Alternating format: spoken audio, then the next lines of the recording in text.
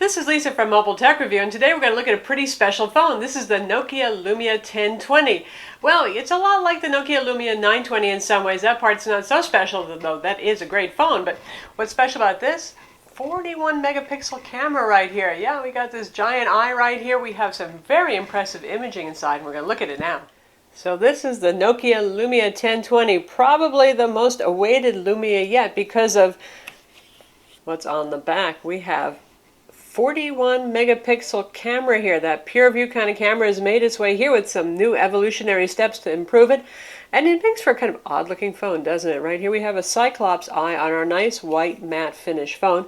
By the way, this is going to be available in matte white, matte black, and bright zingy matte yellow. Those are the colors that are available. Obviously with the black this is going to blend in more. And you can see it sticks up a bit. But you know, we can only complain so much because look at the Samsung Galaxy S4 Zoom, which has a physical mechanical zoom lens bolted onto the back. I'd talk about really bulky. So as trade-offs go, there it is. And Nokia decided to highlight this with the black finish. This is aluminum right here. So are the buttons on the side.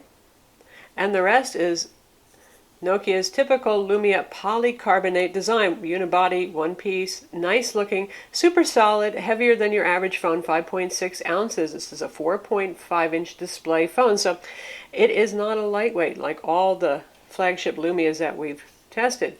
Up front here, really gorgeous AMOLED clear black display, super sensitive to touch, works with gloves. It's equally visible outdoors, which makes it really great for photography. You don't have to guess at what you're actually shooting. You can see it, complete with colors, good contrast, and everything. And it's really stunning indoors. This is a Windows Phone 8 device. So we have the Live Tile UI here. And if you don't like these colors, you can change them. Right now, teal is the color that we've got. So any Live Tile that doesn't have its own colors is going to get that teal color. But if we hit on settings, you can see we can choose a different theme. So you have all those different colors to choose from. If none of them floats your boat, well, then you're in trouble. But hopefully one of these many colors will work for you. So let's shoot for something like cyan. Wants a signature Lumia color, a little bit more zingy right there. Looks nice. Fast, responsive as always. The hardware inside is not cutting edge compared to today's Android super phones, which are like, well, supercomputers at this point running high gigahertz and quad core. This is the usual Snapdragon dual core S4 CPU, 1.5 gigahertz with Adreno 225 graphics. And we're not going to complain about that because the operating system really targets that hardware. Microsoft mandates some minimum specs and the recommended CPUs and resolutions and all that kind of thing. So it's a lot like the iPhone in a way. You don't need to have a crazy supercomputer inside of there. If it's all optimized to work well together, it's fast, it's zippy, it's responsive, plays 3D games just fine, plays high resolution videos fine. So not a problem for me. The display resolution is 1280 by 768. Again, that's pretty standard for Windows Phone 8 devices right now, the higher end ones. And again, compared to the full HD displays we've seen on some Android smartphones, that doesn't sound too impressive, but this is a really, really excellent display. Great viewing angles too, by the way, curved Gorilla Glass 3.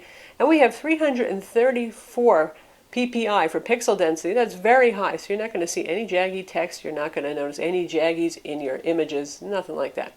So no complaints with it. Again, it's a lot like the Lumia 920, which had a striking resemblance to the Lumia 900 before it. On the bottom here we have our speaker grill, our micro USB port. That's for both charging and for syncing the phone. You can sync this with the Windows Phone desktop client if you want. It can actually sync to iTunes content as long as it's not DRM protected. Charm holder here. On the side, this is our volume rocker, this is the power sleep button, and this is your dedicated camera button. You can press and hold this even when the phone is sleeping to launch the camera application, and you can use it as your shutter button too, which is nice. And you can see the curved glass. It looks just kind of cool and unique. I have to say that nothing looks quite like the high-end Lumia series phones. Up here we have our 3.5 millimeter combo audio jack. This is our micro SIM tray in here. It comes with one of those little pokey tools so you can poke out the drawer and get your SIM card. And there's absolutely nothing here. You can see how the phone has kind of a slight curve to it. The curviness feels really good in hand, and I have fairly large hands, so I'm fine with this phone, but it's as big as some of the 4.7 to 5-inch phones on the market. So this is not a small phone, nor is it a light phone, and we'll compare it to a couple so you can see. And here we have it next to the Samsung Galaxy S4, also on AT&T, also in white. And you can see they're pretty close to the same size. The Galaxy S4 is just a little bit taller, but it has a 5-inch display, so it's allowed. Of course, Samsung managed to make the smallest possible phone with the biggest possible display, so that's some pretty strong competition there. In terms of their thickness on top of each other, you can see the Lumia is not too super skinny. It's 0.41 inches versus less than a third of an inch thick for the Galaxy S4. Now we have it next to the Lumia 928 available on Verizon. That's this one right here with a white back and a very blacked out front. It's actually a little bit taller. Very similar design language, but the Verizon phone has a gloss back, which is an easier thing to do because it's going to resist dirt and fingerprints and all that kind of thing. And Nokia says that with the 1020, they've actually managed some kind of nice fingerprint resistant, dirt resistant finish, so even though it's matte, it's not going to look gunky. Only time will tell. But there's a difference. This guy is a little bit more squared off than the Lumia 920 or the 1020. And lastly, here it is with the HTC One, which has a 4.7-inch display, not quite as teeny-weeny relative to its display size as the Galaxy S4, so it's a little bit taller there. And of course, HTC has this nifty metal back on it versus the polycarbonate treatment, but the HTC does have the polycarbonate injection in white over here. Now let's jump to the thing you want to know about most first, the camera. First thing I like, there is actually a little lens cover over here, so it's protected. You don't have to worry about getting your lens all gunky and messed up. It's a 6-element lens. One of those elements is glass, the rest are plastic, and they're all suspended in a second-generation optical image stabilization setup in here that actually uses ball bearings. If you're shooting video and you shake it around, you can actually hear the little ball bearings clacking against the magnets, and they're keeping the whole thing stable for you. We've got a very large, very bright Xenon flash. The way it operates is very bright flash, not very long duration, which is just fine with us. And we have a focusing light as well. And you can set it to use just the focusing light, to use the flash, to never use the flash. It's up to you. This area sometimes gets hot. I notice if you're taking a lot of pictures, it is metal. It does conduct heat, and I suspect that's coming from the Xenon flash. And here we are in the camera application, which is Nokia's custom camera application. It's not just the standard Windows Phone app, and that's a good thing. And you can see up here, we have little shortcuts to your various settings. We have flash control, we have white balance, we have scene type, which is pretty much macro infinity or autofocus, ISO, shutter speed, and EV here. So a good set of settings available, and each of these comes down, isn't that interesting, in an arc. Now that's kind of nice for newbie photography. Now, those of us who take pictures, well, we know what a lot of these things are going to do. I'm going to switch white balance right here because this is obvious. Right now we're on auto, and if we drag it around, it shows us, there's this says cloudy day right there, you can tell, you get an idea. But you can pick when you think the whites look white, for example, and really control it, which is nice. Now, one thing I've noticed with this camera is for indoor shots, particularly under incandescent light, it doesn't compensate enough and things look a little yellow. So that's when that comes in handy. And I'm just going to put it back onto auto, which is actually doing a pretty good job here because we have a lot of natural ambient light. And if you want to see all of your settings, you drag out. So you have a whole bunch of different wheels. So you can kind of dial in exactly what you want from your picture. It's pretty cool. There's tap to focus. You can see it's using the focusing light right there. And this camera does something interesting. It's 41 megapixels, right? That's more than a professional digital SLR. What are you going to do with all those pixels? Well, one of the things it does is it shoots a around 34 meg full resolution image and a 5 meg companion image, and that 5 meg companion image is for sharing. And there's another interesting thing here. Basically what it's doing is a whole lot of oversampling. It's kind of like when you take a really high resolution in Photoshop and you size it down to a smaller size image. You've got a lot more pixel density, things sharpen up a lot, so it can make a really rockin' 5 megapixel image that would probably make most people quite happy and would be good enough to print. So it's going to shoot both of those by default. Now you can change it and you can tell it to just shoot the 5 megapixel image, which will speed up save times. Shooting times aren't bad, save times are kind of slow if you're shooting both at once. And by the way, you can shoot at 16:9 or 4:3 aspect ratio. So we're going to focus on our little ducky there, take our picture. Takes a little bit to focus if the light is not so good. And how about if we work on shooting something a little bit further away, like the box in the distance too? And say we want to focus more on that box. Now it's still saving, still working, and now it's ready. So you can see for action photography, this would not be the thing, would it? Now let's switch to just shooting 5 megapixel images and see how that does in terms of speed instead. And you can see here also you can specify shutter delay. So say you want to do a group image, set things up, you can specify a shutter delay. You can also choose to use the front camera, which is really there mostly for video shot. And there we go. These are options over here. You can have a grid turn on, you can change your aspect ratio, and here's our file quality. Right now we're shooting in widescreen, so it's a 34 megapixel plus a 5 megapixel JPEG image. We're just going to go with a 5 megapixel image. Got face detection there, and that's about it for those settings. So now we're in 5 megapixel mode, and we are going to shoot a picture. Saving. Done. So that's a bit quicker, but still that's one drawback with this camera. This is not for you action photographers. If you want to go to some football game and catch a whole lot of images, well, your best bet is to just shoot every time it's available, but you're not going to catch a whole lot of frames there, are you? So here are some sample shots that we took. We can see a little bit of whiteout over here. It's very harsh sunlight on top of the water, so that is a challenging thing. And we're using digital zoom. As you can see right here, we moved in, and there's no apparent loss of quality. And that's where Nokia is actually doing something very brilliant, because they have so many extra pixels to work with. All they have to do is take a subsection of the image and basically crop it out. And whenever you take a zoomed image, it also saves the entire picture for you if you want to do some image editing afterwards. So it's pretty much lossless digital zoom. You've got 4x digital zoom on video and 3x digital zoom for photo. So not a whole lot of zoom there to work with, but it's better than nothing. And the fact that it still looks fantastic is, well, fantastic. That's really, really amazing stuff. So we did the same thing here. Look how natural the rocks look and the lighting. It really handled that well. And even the contrast there for these big white stones, it did a good job. And there's certainly crazy detail that you can see right there. And here's our cropped image, which still looks, wow, awesome.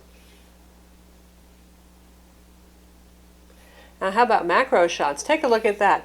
Now there's one drawback about not using a more traditional lens. You're not going to get any bokeh. That is that blurring of the background that happens when the shutter blades clamp down. You're pretty much always running at f2.2, which is a very fast lens, and that's a nice thing, but you're not going to get those visual effects. But aha, Nokia has a really neat image editing app that I'll show you later that you can actually introduce bokeh back into an image.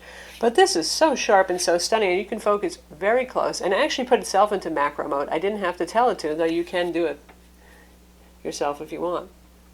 Some more macro pictures, and then there's another nice one there. And if we zoom in, look at the crazy amount of detail. You see that? Wow. I mean, that's as good as my digital SLR. And this is mostly all done on auto settings, like I said, except for indoors where there's a bit too much yellowing going on sometimes, and I'm sure that's going to get fixed. It does a very good job. Now here's something that's always challenging, a silver car, because, well, it tends to white out a lot and you often lose detail. And this nice Jaguar right here that was on display. But no, we've got plenty of detail. We zoom right in, you can see the details on the Xenon headlight easily. You can see the white reflections looking quite natural. You can read the hubcap. It's very good. And certainly, again, an ingenious way to deal with zooming, using the digital zoom here because we have so much extra resolution and a large sensor to work with here. Macro shot of the Jaguar logo. Again, very sharp, very natural looking.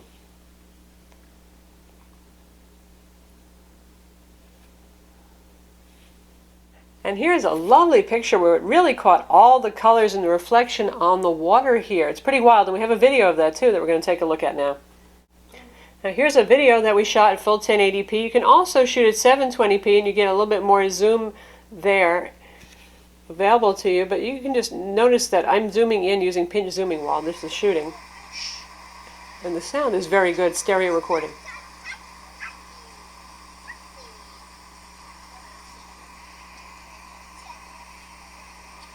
And we're zooming in on our duckies. So it's really good stuff. And if you want to see that whole clip, we also have that up on our channel so you can see that too. And now we're in the included image editor that Nokia provides, and there's a bunch of color effects right here. I'm not terribly interested or excited by those, but that's nice to have. And say I want to edit that. And I can do things like, say this is the one I really want to have some background blur on. So I'm going to choose Focus Object, and we have the blur here. So it's telling me draw a line inside of the thing that should be clear. So I'm going to draw right around my little flower. That should be the star of the show. And there it is. And now I'm going to tell it what the blurred background is. So I need to draw just outside of that highlight line. That's the ticket right there. And I'm going to draw a bigger, wider circle. So next. And there it is. See how nice that is? That flower is just perfectly sharp, and I've got a pleasing blur on my background now. And I can save that as a new image. So I've got the most brilliant looking photo in the world now. If I want to save it, hit apply. If I want to edit more, I can hit that edit button and go back and do some more. So now it's saving our fine work right there.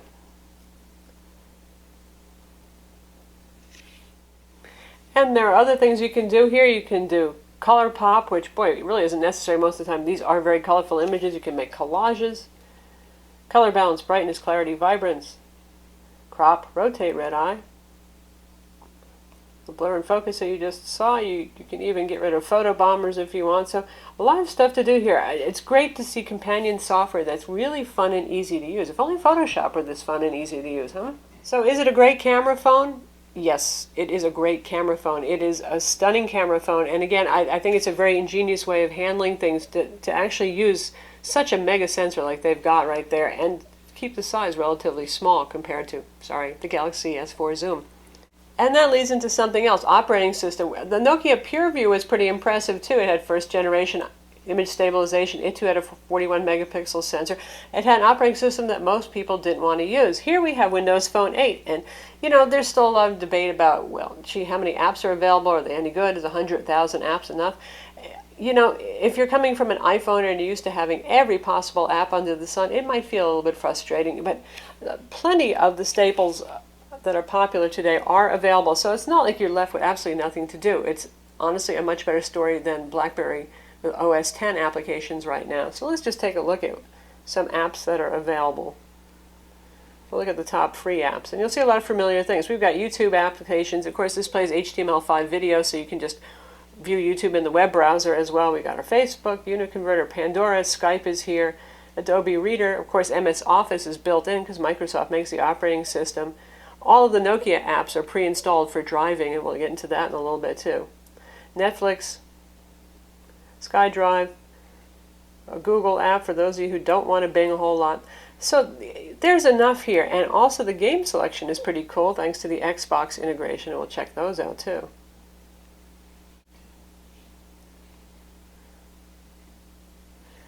So here's a selection of just some of the games that are available, and you see a lot of top titles right here, which is nice. Now, some of the hottest games that just come out for iOS and for Android, it might take a while for them to get here. That's the drawback. They're not always on the first release with Android and iOS, but there's a lot of high-quality games here as well. So you're not going to suffer here too much, unless you're a real app junkie. And you can always visit the Windows Phone website and see if your favorite apps are there or not. As we talk about navigation and all that kind of thing, Nokia kind of wrote the book on how to do navigation and maps nicely on Windows Phone. What Microsoft had with Bing is pretty good for POIs and stuff like that. But here we have the City Lens, which is your creepy augmented reality. You can look around and find out who has a home-based business in your neighborhood, for example, or actually more useful things in a public place, where's the closest coffee house and all that kind of thing. We've got maps with driving directions. We've just got straight maps, which does a pretty good job of finding locations. We have transit directions too.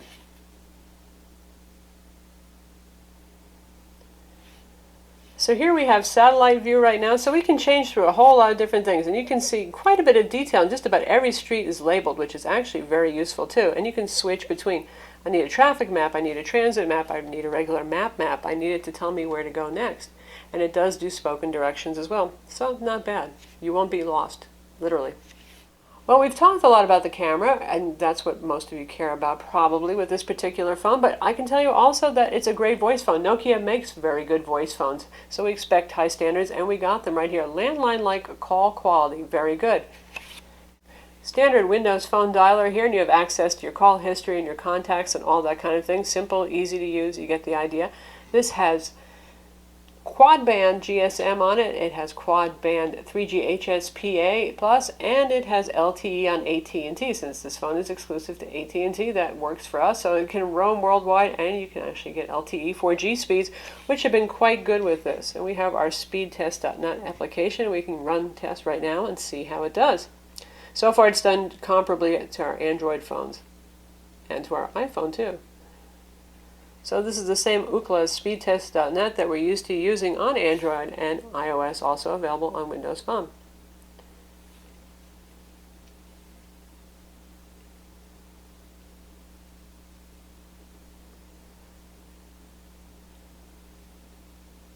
And we're looking at pretty good download speeds right now. We've seen as high as 25 megabit per second, which is as fast as our Fios connection, so I can live with that. Probably you could too.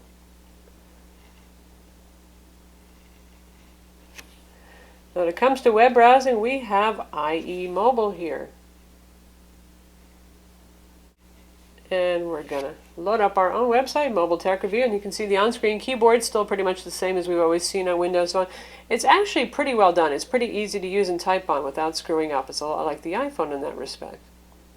I would love to have press and hold to activate numbers. I suspect that will come in the future.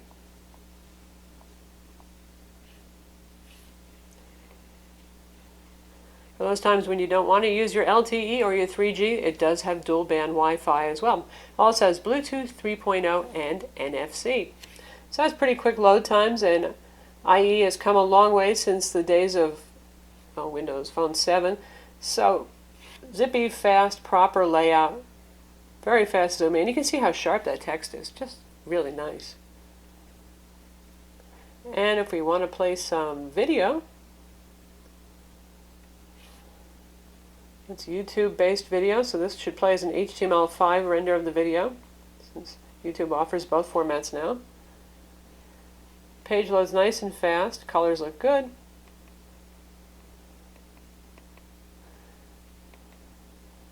The tap into zoom usually gets things right. There we go. Sometimes you have to tap it twice to have it do the right kind of zooming, but here's our video. And it automatically full screens for you. Isn't that nice? No fiddling with tiny controls. Pretty loud speaker too, as you can hear.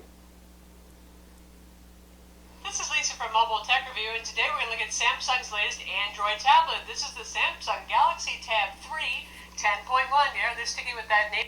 No complaints there. Looks good. We have the usual Xbox video and music player on board here, and it's picked up my collection of stuff that I actually had from my old Zune account available. Typical Metro listing, and we're just going to pick a song. And very pretty.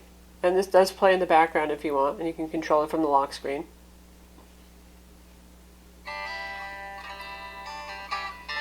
And we're at 19 out of 30 for our volume.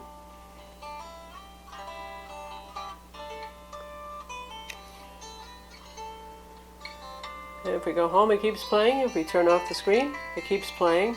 If we hit the button once, you can see I have access to my playback controls right there. And I have artist turned on, so that becomes my sleeping screen right now. And as I mentioned, we have the mobile version of Office here for Word, PowerPoint, and Excel. That's built in because Microsoft makes that, don't they? So that's cool to have that on board. So how about gaming? We have our little Xbox Live Hub right here, and we're going to try out Mass Effect Infiltrator and see how that plays. One nice thing about the Microsoft Store for Windows Phone is most things you can get a trial for most games. So you can try it out and see if it's any good before you actually spend the bucks. So let's give this a go and see how it plays. I haven't played this for a while, but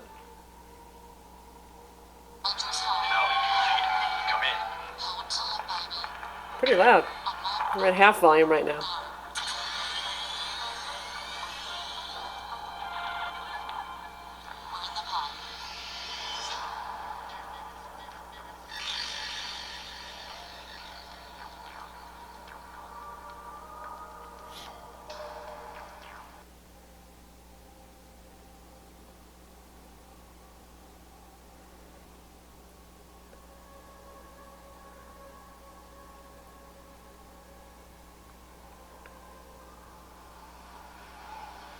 This game is pretty large. This is 500 megs, so expect some high quality graphics, and obviously we have some good sound here.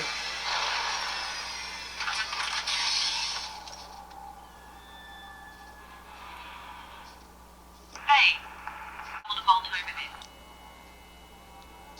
Select your target. Align your range with the target. Concentrate, Randall.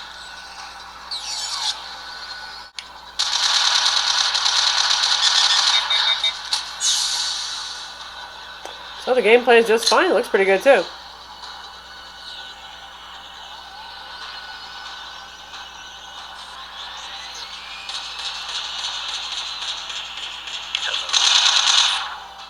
The Lumia 1020 has a 2000 milliamp lithium-ion battery that's sealed inside, just like the Lumia 920 was sealed inside, just like your iPhone and your HTC One. One thing I want to mention, you can notice because of the lens on the back, see how this guy stands up from the table? It's a little bit weird. And actually, if you're using it and having it on the table, it's tilting at you a little bit. That's kind of neat, but it doesn't wobble too much unless you're pressing at the top. If you're pressing near the bottom, it's fine, but that is what it is. Anyway, 2000 milliamps of juice inside. That is supposed to give you almost 7 hours of video playback time, Nokia claims, and well over 10 hours of talk time. We're still testing the phone, but right now I can tell you that with moderate use, including taking 60 pictures and 5 minutes of HD, full HD video, it's lasted through the day on a charge, which, well, that's par for the course for a high-end flagship phone. Check out our full review to see all the details on battery life there, our full written review, that is. Other important things to note, this has 1 gig of RAM. That's pretty much standard for Windows Phone, pretty common for Android phones as well. It has 32 gigs of storage, and there is no micro SD card slot anywhere. Nope, they don't do that. So 32 gigs is what you got. Happily, 32 gigs is fairly ample. That's enough to put some movies on there on the go, some music, and to hold hundreds of pictures, even though these pictures are fairly large. Like I said, the full resolution ones are about 10 megs a piece, and the 5 megapixel images end up being about 2 megs a piece. So even at that rate, you can fit quite a bit on there. Of course, you can sync stuff up to SkyDrive, and AT&T is supposed to give you 50 gigs worth of locker space, I hear, with the phone, which is nice considering you're paying a little bit extra for this phone on AT&T compared to the usual $199 flagship. This one is $299. Quite different from the Lumia 920, which was very heavily subsidized. It was only $99 when it came out, but it didn't have a 41 megapixel camera, did it? So that's the Nokia Lumia 1020. It's going to be available on AT&T starting July 26th, though pre-orders have already sold out, so it might be hard to find in stores at first. $299 on contract again, and for those of you who are shutterbugs, this is a nice phone. I'm Lisa from Mobile Tech Review. Be sure to visit our website to read the full written review of the Lumia 1020 and to see some sample photos, and don't forget to subscribe to our YouTube channel.